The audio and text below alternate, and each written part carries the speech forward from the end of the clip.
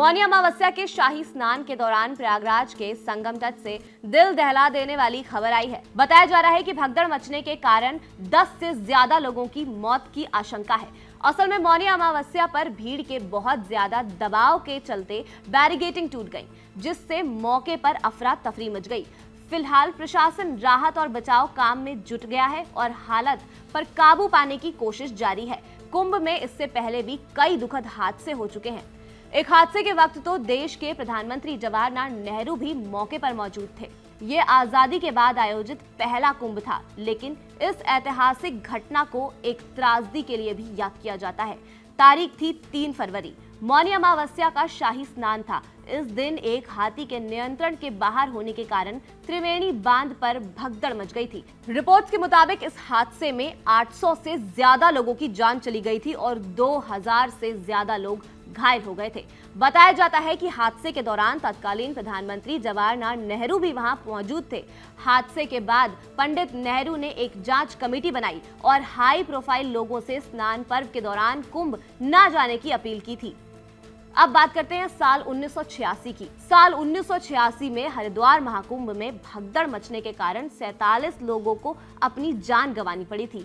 14 अप्रैल 1986 को उत्तर प्रदेश के मुख्यमंत्री वीर बहादुर सिंह, कई राज्यों के मुख्यमंत्री समेत 2 दर्जन से ज्यादा सांसद स्नान करने के लिए पहुंचे थे। बताया जाता है कि वीआईपी मूवमेंट के चलते हाई अव्यवस्था के कारण ये भगदड़ मच गई थी।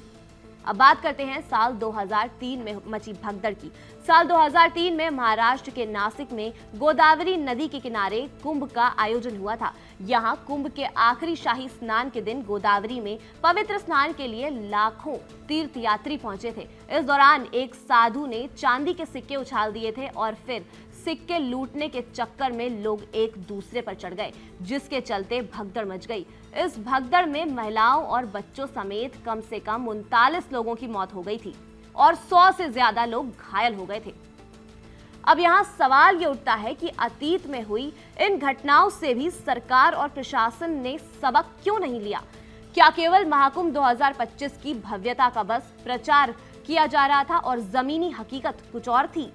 क्या प्रशासन को इस बात का अंदाजा नहीं था कि कुंभ में आने वालों की संख्या इतनी ज्यादा होगी, जिसके लिहाज से प्रशासन जरूरी इंतजाम करने में विफल रहा?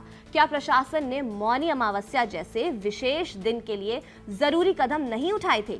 अब देखना यह होगा क्या सरकारी अमला महाकुंभ के बचे हुए दिनों में भी वीवीआईपी के साथ आम जनमानस को भी सुरक्षा देने में सफल हो पाता है या नहीं।